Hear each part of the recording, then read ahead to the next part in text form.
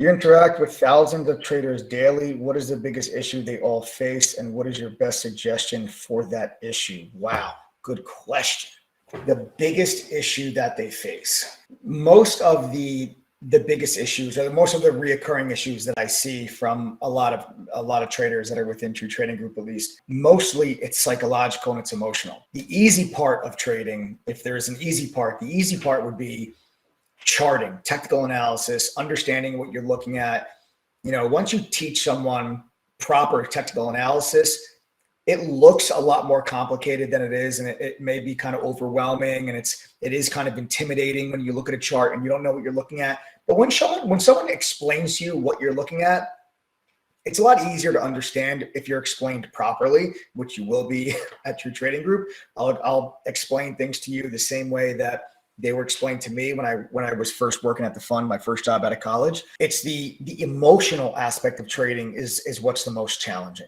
I think that 95% of traders approach trading the wrong way, meaning the perspective that they have on what they think trading is wrong. Trading is not about predicting the future. Trading is about identifying high probability setups, putting yourself on the right side of that probability with good risk management over and over again. That is what good trading is. The other thing that traders really have a hard time understanding, a losing trade is not necessarily a bad trade, and a winning trade is not necessarily a good trade. Losing does not equal bad.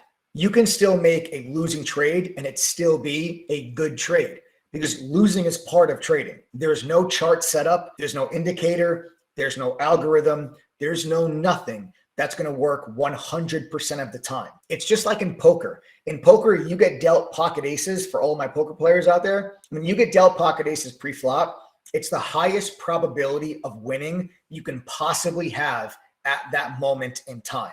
But it does not necessarily mean you have a 100% chance of winning.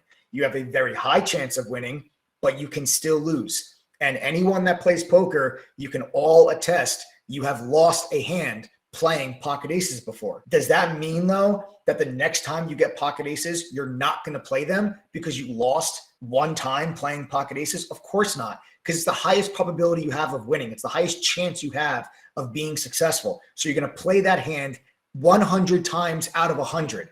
But it doesn't mean you're going to win 100 times out of 100. And you really need to change your mindset and your perspective and your approach to trading and think of it that way. Don't be scared to make a losing trade. It's part of trading. There's no way around it. It is inevitable. You're going to have red trades. You're going to have red days. There's no way around it. I have red trades. I have red days. The best traders that this world has ever seen have red days and have red trades. So I think that, you know, it's really the mindset and the perspective that traders have when it goes into trading.